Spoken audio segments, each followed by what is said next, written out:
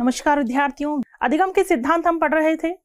दो सिद्धांत आप पढ़ चुके हैं, थॉर्नडाइक और पावलोव, और उम्मीद करती हूँ दोनों सिद्धांतों को आपने अच्छे से समझ लिया होगा। ठीक है, थॉर्नडाइक अलग बात करते हैं, पावलोव अलग बात करते हैं। दोनों के सिद्धांत बिल्कुल अलग हैं, कहीं कोई मिक्सअप नहीं है।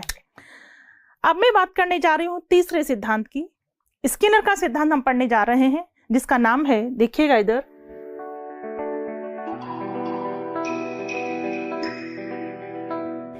तीसरा सिद्धांत नंबर 3,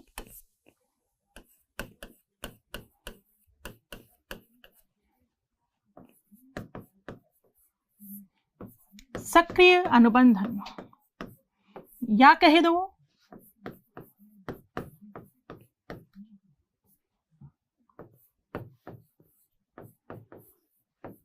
क्रिया प्रसूत अनुबंधन, या कह दो कार्यात्मक अनुबंधन सिद्धांत। सक्रिय अनुबंधन, क्रिया प्रसूत अनुबंधन, या कह दो कार्यात्मक अनुबंधन सिद्धांत। इंग्लिश में कहेंगे ऑपरेंट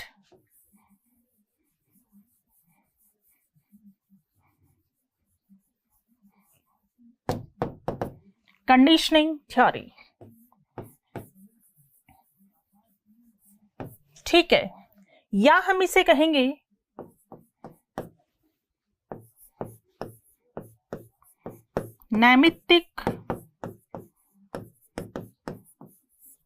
नैमित्तिक अनुबंधन, या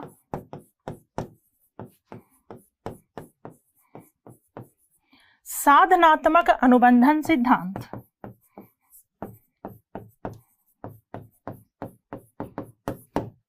नैमित्तिक अनुबंधन या साधनात्मक अनुबंधन सिद्धांत। इंग्लिश में कहेंगे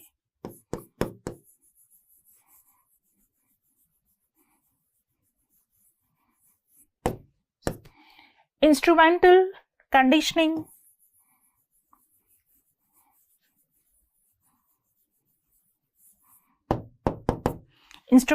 कंडीशनिंग थ्योरी। ठीक है, या हम इसे कहेंगे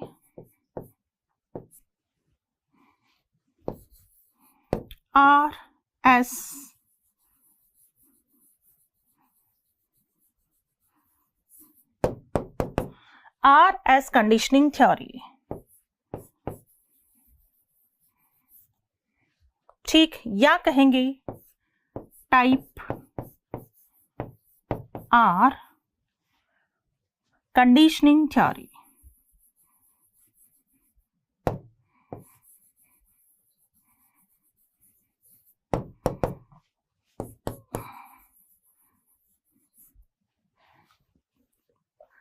सबसे पहले नाम पे फोकस करें। सक्रिय अनुबंधन, क्रिया प्रसूत अनुबंधन, कार्यात्मक अनुबंधन सिद्धांत। इंग्लिश में कहेंगे ऑपरेंट कंडीशनिंग थ्योरी, या हम इसे कह सकते हैं नैमित्तिक अनुबंधन या साधनात्मक अनुबंधन सिद्धांत। इंग्लिश में कहेंगे इंस्ट्रूमेंटल कंडीशनिंग थ्योरी, या इसे हम कह सकते हैं RS कंडीशनिंग थ्योरी, या हम इसे कह सकते हैं टाइप R कंडीशनिंग थ्योरी। ठीक है, इसके प्रवर्तक कौन है? BF Skinner. आगे देखिएगा आप,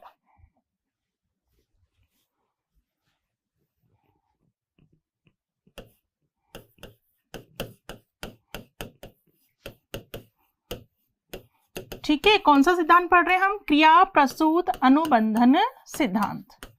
सारे नाम मैं पहले लिखवा चुकी हूं आपको, तो सिंपल देखिए, क्रिया प्रसूत अनुबंधन सिद्धांत। प्रवर्तक कौन है? Skinner, BF Skinner.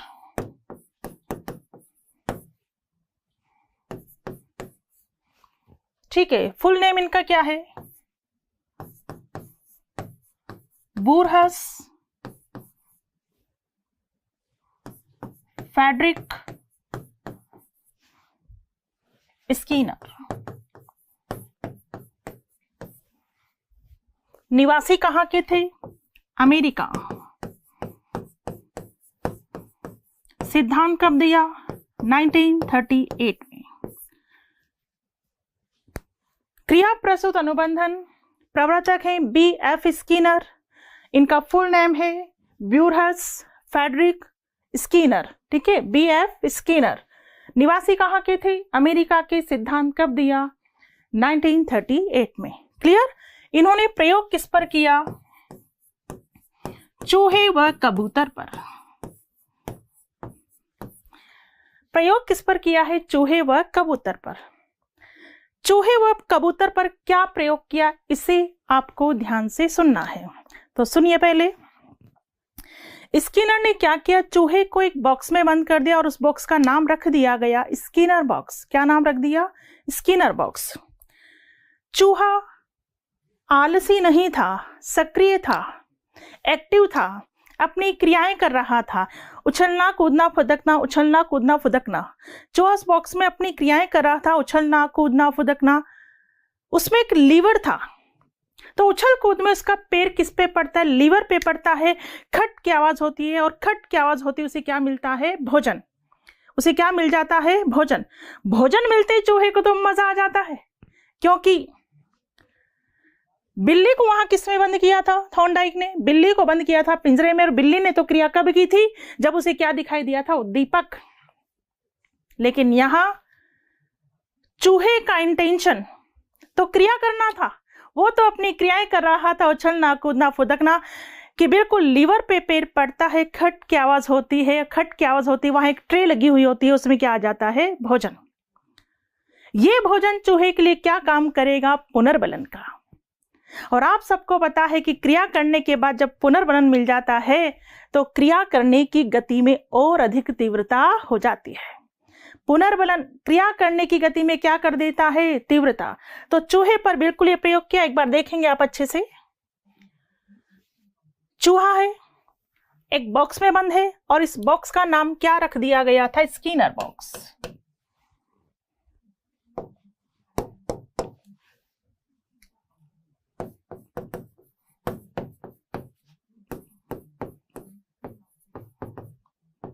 ठीक है, स्किनर बॉक्स। स्किनर बॉक्स के अंदर चूहा क्या कर रहा था? उछल कूद कर रहा था। उछल कूद करने में ही उसका पैर किस पर पड़ता है? लीवर पे। लीवर पे उसका पैर पड़ता, खट की आवाज होती है, और खट की आवाज होती है, जो ये ट्रे लगी हुई है फूड ट्रे, इसमें क्या आ जाता है? भोजन। ठीक है, इसमें भोजन आ जाता है। ये वाला जो प्रयोग किया था ये 1938 में किया गया था। चूहे पर यह प्रयोग कब किया गया था? 1938 में। तो बिल्कुल इस प्रयोग से आपको समझ में आ रहा होगा, मुख्य रूप से दो शब्दों पे फोकस करना है, क्रिया और पुनर्बलन। स्किनर का जो सिद्धांत, आपने पहले थॉर्नडाइक का सिद्धांत पढ़ा, अलग है, पावलोव का अलग है। स्किनर के सिद्धांत में सबसे महत्वपूर्ण बात, दो शब्दों पे फोकस करेंगे। सबसे पहला क्रिया, और क्रिया करने के बाद पुनर्बलन। दो मुख्य शब्द हैं। प्रश्न भी इसी प्रकार पूछा जाता है कि सक्रिय अनुबंधन सिद्धांत के अंतर्गत मुख्य रूप से कौन से शब्दों पर बल दिया गया है? तो दो शब्द ध्यान रखेंगे, क्रिया और पुनर्बलन। लेकिन दो ना हो, एक शब्द पूछा जाए तो मुख्य रूप से कौन सा शब्द? पुनर्बलन। एक मुख्य शब्द कौन सा है? पुनर्बलन। दूसरा प्रश्न बन जाता है कि सक्रिय अनुबंधन सिद्धांत के अंतर्गत मुख्य निहितार्थ क्या है? तो मुख्य निहितार्थ यह है कि जब भी क्रिया की जाए क्या देना चाहिए? पुनर्बलन, क्योंकि पुनर्बलन मिलने से क्रिया करने की गति में और अधिक तीव्रता आ जाती है। अब चूहा रुकेगा क्या? नहीं, वो बार बार लीवर को दबाएगा, क्योंकि उसे पता है कि लीवर को दबाने पे क्या मिलता है? भोजन। लीवर को दबाने पे क्या मिलता है? भोजन। भोजन क्या है? पुनर्बलन। तो पुनर्बलन मिलता है तो चूहा नहीं रुकेगा, बार बार उस क्रिया को करेगा, बल्कि उसकी क्रिया करने की गति में और ज्यादा क्या आ जाएगी? तीव्रता। इसी प्रकार का प्रयोग किया है किस पर? कबूतर पर। कबूतर पर क्या प्रयोग किया उसे भी आप देख लें। कबूतर का प्रयोग आप देखिए।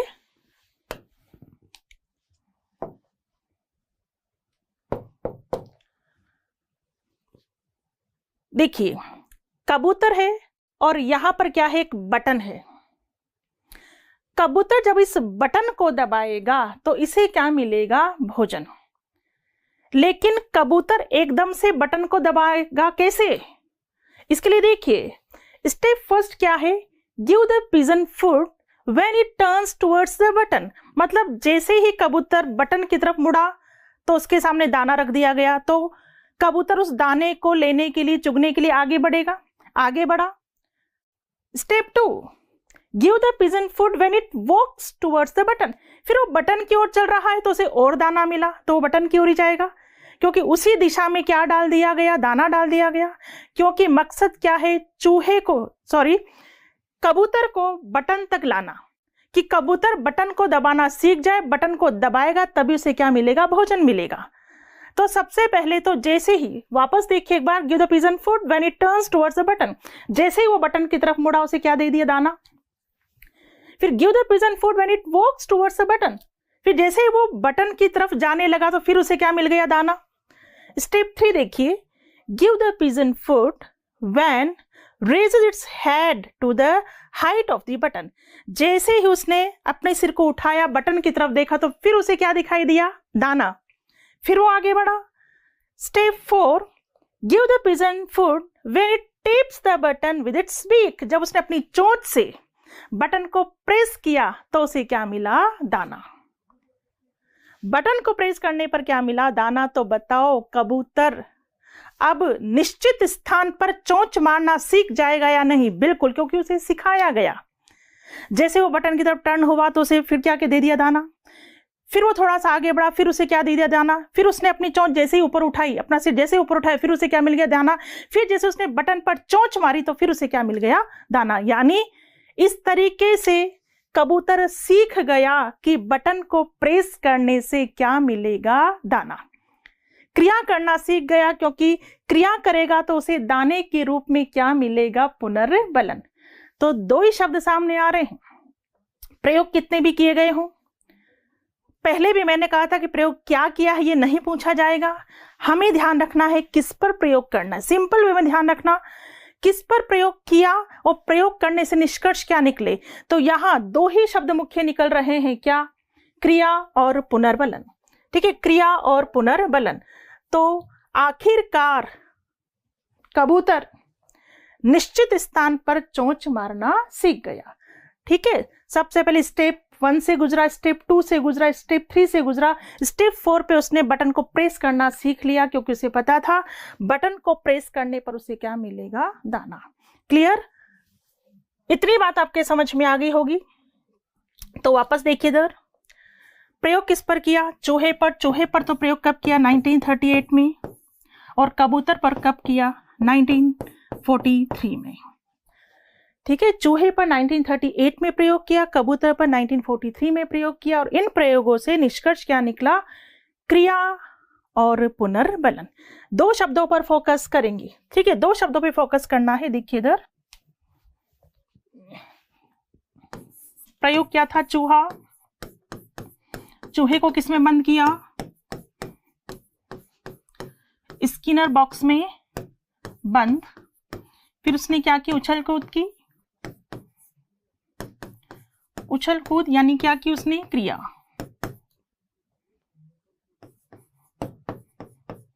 ठीक है, और क्रिया के बाद उसे क्या मिला, भोजन। और इस भोजन ने क्या काम किया, पुनर्बलन का। किसका काम किया,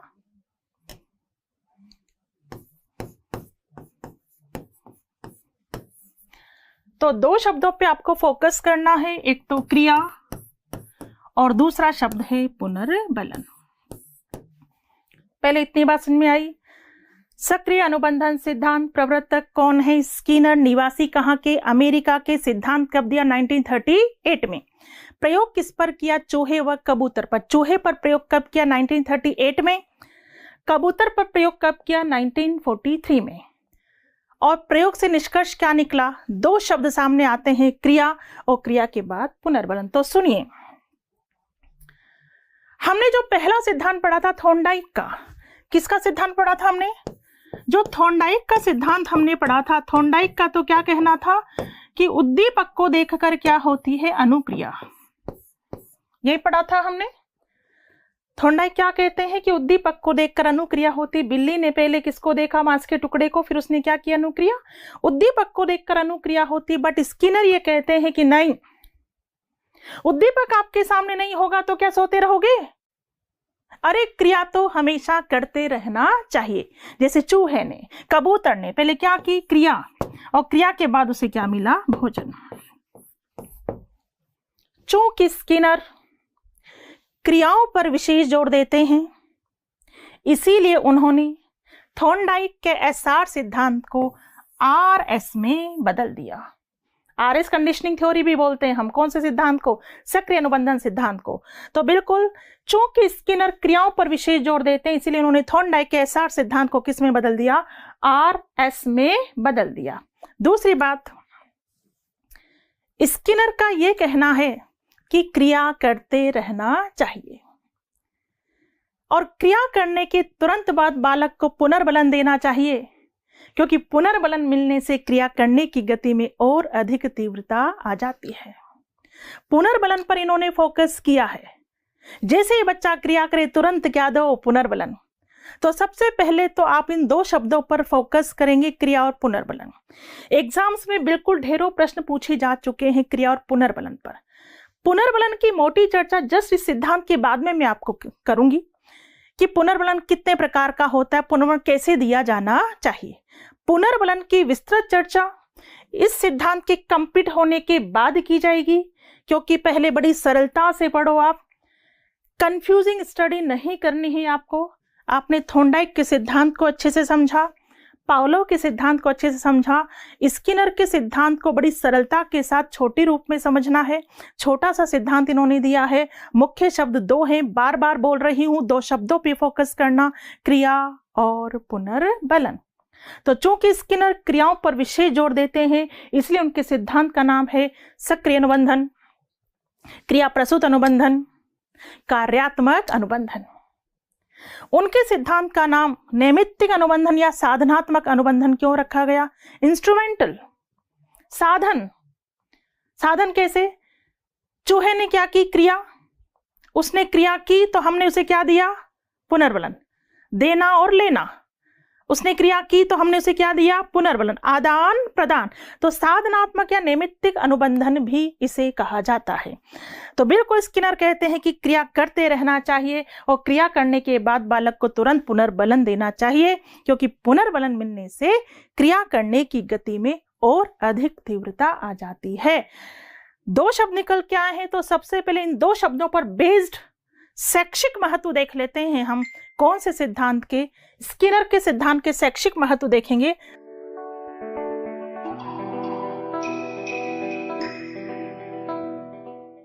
पहला शैक्षिक महत्व देखिए, वांछित कह दो या उचित। उचित अनुक्रियाओं के पुनर्बलीकरण से बालकों को क्या मिलता है? प्रोत्साहन। याद रखना, पुनर्बलीकरण से वांछित कह दो या उचित एक ही बात है। अरे जब भी बच्चा उचित अनुक्रिया करे तुरंत उसे क्या दो, पुनर्बलन, क्योंकि पुनर्बलन मिलने से क्या मिलता है, प्रोत्साहन, और वे उचित व्यवहार करने लगते हैं। ठीक है, जब भी बच्चा कोई उचित क्रिया कर रहा है उसे पुनर्बलन दो, क्योंकि पुनर्बलन से बच्चों को प्रोत्साहन मिलता है और वे उचित व्यवहार करने लगते हैं। नेक्स्ट देखिए, क्रिया के अनुसार सकारात्मक व नकारात्मक पुनर्बलन तुरंत देना चाहिए, क्योंकि देर करने से इसका प्रभाव कम हो जाता है। यस, पुनर्बलन तुरंत दे बच्चे को। आज बच्चे ने बहुत अच्छा काम किया, मान लीजिए बहुत अच्छा होमवर्क करके वो क्लास में आया है और वो आज इसी उम्मीद से बैठा है कि टीचर जैसे उसकी कॉपी चेक करेंगे उसे पुनर्बलन देंगे, शाबाशी देंगे, उसकी प्रशंसा होगी। लेकिन हो सकता है टीचर का मूड अच्छा नहीं था, जैसे सबकी कॉपी चेक की ऐसे उस बच्चे की कॉपी चेक कर दी। उसकी आशा किसमें तब्दील हो गई? निराशा में। 2-3 दिन के बाद टीचर का मूड अच्छा था, 2-3 दिन के बाद टीचर उस बच्चे को पुनर्बलन देता है कि शाबाश बेटा, बहुत बढ़िया काम किया था। क्या बच्चे पर प्रभाव पड़ेगा? पड़ेगा, लेकिन उतना नहीं जितना तुरंत पुनर्बलन देने पर पड़ता। बच्चा जिस दिन जिस उम्मीद से बैठा था उसी दिन उसे पुनर्बलन मिल जाता, वो नेक्स्ट डे और अच्छा काम करके लाता। कहने का मतलब ये, पुनर्बलन तुरंत देना चाहिए। अच्छा काम करने पर सकारात्मक पुनर्बलन तुरंत दें, बच्चा नहीं रुकेगा, बार बार उस कार्य को करेगा, क्योंकि ये बात तो हम पढ़ ही चुके हैं कि पुनर्बलन देने से क्रिया करने की गति में और अधिक तीव्रता आ जाती है। गलत काम बच्चे ने किया है तुरंत रोको, तुरंत टोको, बेटा गलत किया है आपने और आपको ऐसा नहीं करना चाहिए। तुरंत रोको से तुरंत टोको। अगर आपने ऐसा नहीं किया, नेक्स्ट डे वो फिर गलत काम करेगा, उसके बाद फिर गलत काम करेगा और गलत काम करना उसकी आदत बन जाएगी। और बच्चों, आदत में परिवर्तन करना आसान नहीं होता, इसलिए किसी भी गलत काम को आदत मत बनने दो। तुरंत सकारात्मक और नकारात्मक पुनर्वन बच्चे को दें तो क्रिया के अनुसार सकारात्मक व नकारात्मक पुनर्वन तुरंत देना चाहिए, क्योंकि देर करने से इसका प्रभाव कम हो जाता है। ठीक है, आगे देखिए। इस सिद्धांत के द्वारा बालक में अपेक्षित व्यवहारगत परिवर्तन किया जा सकता है। अपेक्षित व्यवहारगत परिवर्तन कैसे? अपेक्षित यानी जैसा हम चाहते हैं वैसा परिवर्तन बच्चे में ला सकते हैं। जब भी बच्चा काम करे, आवश्यकता अनुसार सकारात्मक और आवश्यकता अनुसार उसे नकारात्मक पुनर्वन देना चाहिए। परिवर्तन कब नहीं आता? जब हम बच्चे को केवल नकारात्मक शब्दों से पुकारते, गधा है, नालायक है, गधा है, नालायक है। हमेशा ऐसे शब्दों से हम बच्चे को पुकारेंगे तो बच्चे में परिवर्तन नहीं आएगा। अरे बच्चे ने अच्छा काम किया है तो सकारात्मक पुनर्वन के द्वारा उसे मोटिवेट करना है, गलत काम किया है तो उसे नकारात्मक पुनर्वन देना है।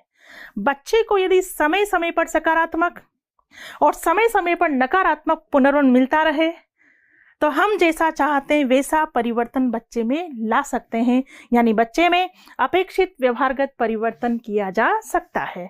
ठीक है, नेक्स्ट देखिए। इस सिद्धांत में चूहे को भोजन का मिलना उसके लिए उचित पुनर्बलन है। अरे इसी प्रकार बच्चों से प्रशंसा के 2 शब्द बोल दो, कोई पुरस्कार दे दो, यही बच्चों की दृष्टि से उचित पुनर्बलन है। बिल्कुल, आपने देखा प्रयोग चूहे का, चूहे को क्या मिला? भोजन। भोजन उसके लिए क्या था? पुनर्बलन। इसी प्रकार हम बच्चे से प्रशंसा के 2 शब्द बोल दें, उसे कोई पुरस्कार दे दें, यही बच्चों की दृष्टि से उचित पुनर्बलन है। अभिक्रमित अनुदेशन इसी सिद्धांत पर आधारित है।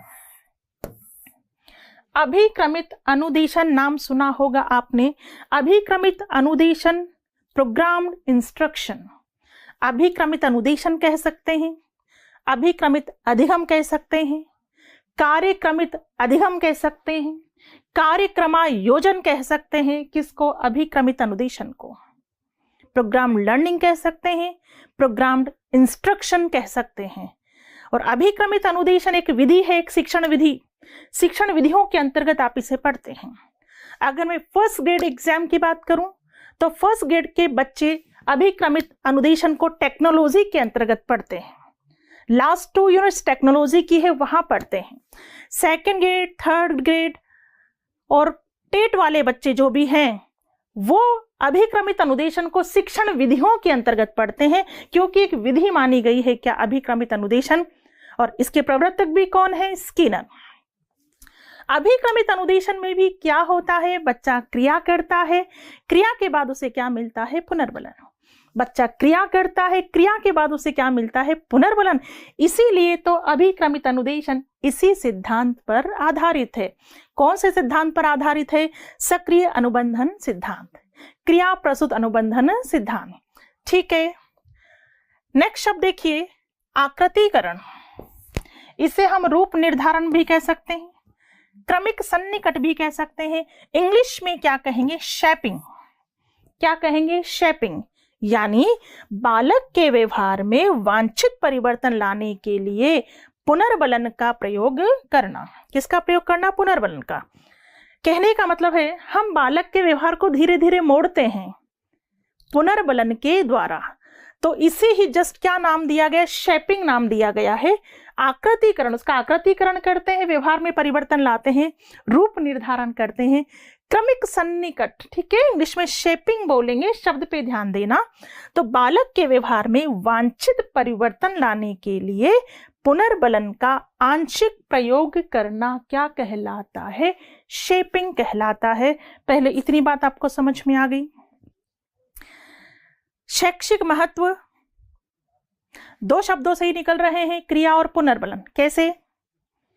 बिल्कुल आपने पहले शैक्षिक महत्व में पढ़ा कि जब भी बच्चा उचित अनुक्रिया करे, वांछित अनुक्रिया करे, उसे तुरंत क्या दें? पुनर्बलन।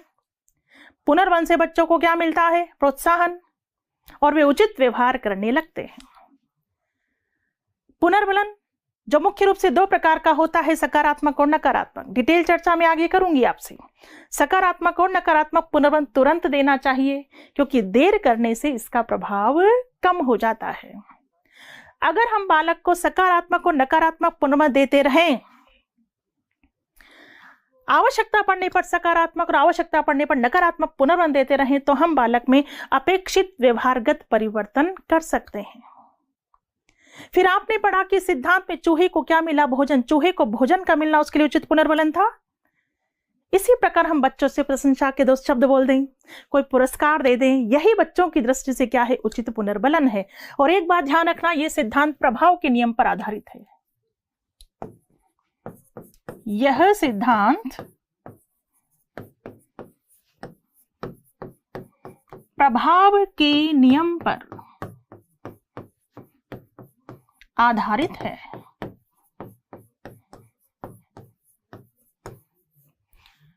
बिल्कुल प्रभाव के नियम पर आधारित है, क्योंकि चूहे ने प्रयास किया और प्रभाव अच्छा पड़ा, उसे क्या मिला? भोजन मिला। कबूतर ने प्रयास किया, प्रभाव अच्छा पड़ा, क्या मिला? भोजन मिला।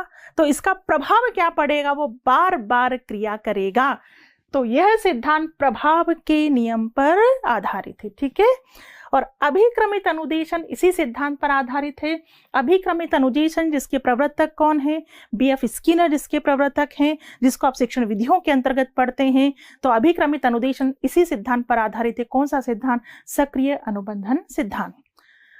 एक शब्द ध्यान रखना है जिसे हम आकृतिकरण भी कह सकते हैं, रूप निर्धारण कह सकते हैं, क्रमिक सन्निकट कह सकते हैं, इंग्लिश में कहेंगे शेपिंग। तो बालक के व्यवहार में वांछित परिवर्तन लाने के लिए पुनर्बलन का आंशिक प्रयोग करना, इसे क्या कहेंगे? शेपिंग। यहां तक की बात आपको समझ में आ गई होगी।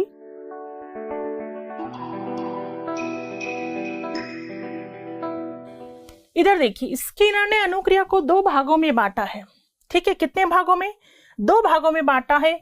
एक है प्रतिवादी अनुक्रिया और एक है क्रिया प्रसूत अनुक्रिया। शब्दों पर फोकस करें। प्रतिवादी अनुक्रिया, याद करो प्रतिवादी अनुक्रिया मैंने कहां लिखवाया था आपको? पावलोव के सिद्धांत में। कहां लिखवाया? और क्रिया प्रसूत किसमें है? स्किनर।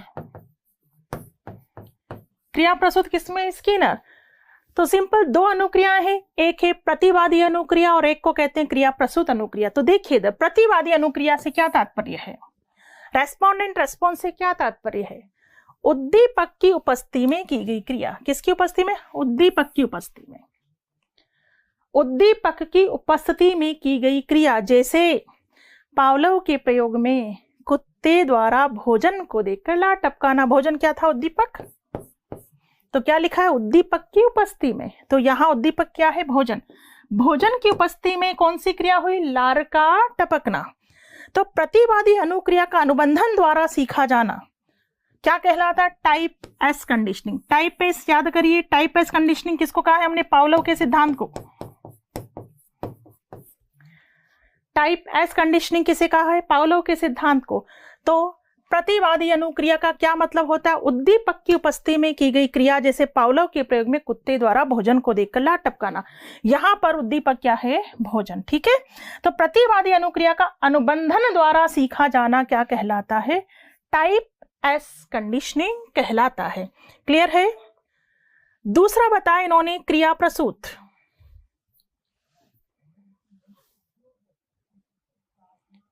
ठीक है, क्रिया प्रसूत अनुक्रिया ऑपरेंट रेस्पॉन्स, ये क्या है? उद्दीपक की अनुपस्थिति में की गई क्रिया। देखिए इधर स्किनर बॉक्स में चूहे का लीवर दबाना, क्या पहले उद्दीपक मौजूद था? नहीं।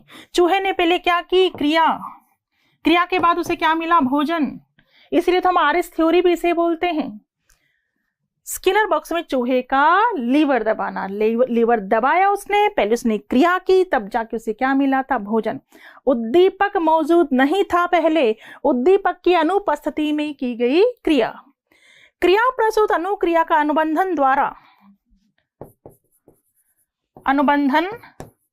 द्वारा सीखा जाना type R conditioning. Type R conditioning हमने कहाँ लिखा है? स्किनर वाले सिद्धांत में। कहाँ लिखा है? स्किनर वाले। टाइप आर कंडीशनिंग कहलाता है। तो सिंपल ध्यान रखना, 2 प्रकार की अनुक्रिया होती है। पहली अनुक्रिया क्या थी? प्रतिवादी अनुक्रिया। प्रतिवादी अनुक्रिया का मतलब क्या है? उद्दीपक की उपस्थिति में की गई क्रिया। उद्दीपक की उपस्थिति में क्रिया कहाँ हो रही? पावलों में। क्रिया प्रसूत अनुक्रिया, यहाँ उद्दीपक की अनुपस्थिति में की गई क्रिया, जैसे चूहे ने लीवर दबाया है और लीवर दबाने के बाद उसे क्या मिला है? भोजन। क्लियर? तो स्किनर ने अनुक्रिया को 2 भागों में बांटा है, प्रतिवादी अनुक्रिया और क्रिया प्रसूत अनुक्रिया। यहां तक की बात आपको समझ में आ गई होगी। ये सिद्धांत हमारा कंप्लीट हुआ, लेकिन चूंकि इस सिद्धांत में पुनर्बलन शब्द मुख्य है। कौन सा शब्द? पुनर्बलन शब्द मुख्य है, इसलिए हम नेक्स्ट क्लास में चर्चा कौन से टॉपिक पर करेंगे? पुनर्बलन। ठीक है, तो मिलते हैं नेक्स्ट क्लास में। धन्यवाद। फेसबुक पर लाइक करें, यूट्यूब पर सब्सक्राइब करें और डाउनलोड करें VJ education app by doctor Vandana Jadaun और पाएं free demo classes, free model test papers और free motivational videos. For more information, call us on 9587 305 306.